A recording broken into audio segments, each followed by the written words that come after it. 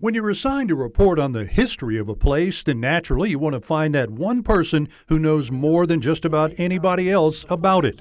Meet Nancy Carrick, who literally wrote the book on the history of Atmore. I went as far back as I could go. Right. We went back to, the newspaper articles and memoirs started about 1875 maybe. She got the idea for her book many years ago on a trip to England while her husband Charles was stationed in Europe. She wanted to go to Banbury. And I said, I want to see if they've really got a cross there. Ride a cock horse to Banbury Cross to see a fine lady upon a white horse. And she found it through a book by another author in England, which had a map of the town and information about the local buildings and architecture, and it gave Carrick an idea. Why can't we do something like this for Atmore? And I told Charles, and he kind of snickered, and he says, I hate to tell you this, but Atmore doesn't have a cross. But as it turns out, the Louisville and Nashville Railroad runs east and west. Frisco Railroad runs north and south, and they cross each other in downtown Atmore.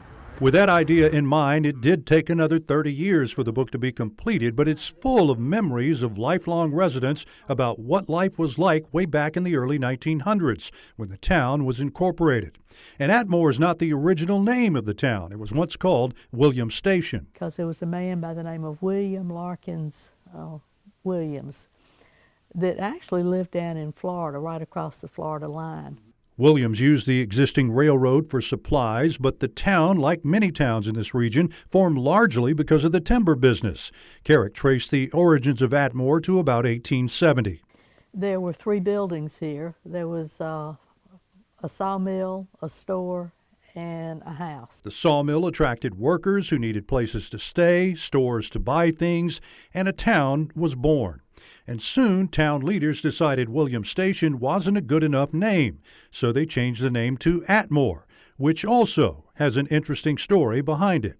And it was named after an L&N traffic agent, who, by the way, had never been to Atmore and never came to Atmore. But somebody liked the name. Bill Riles, WKRG News 5.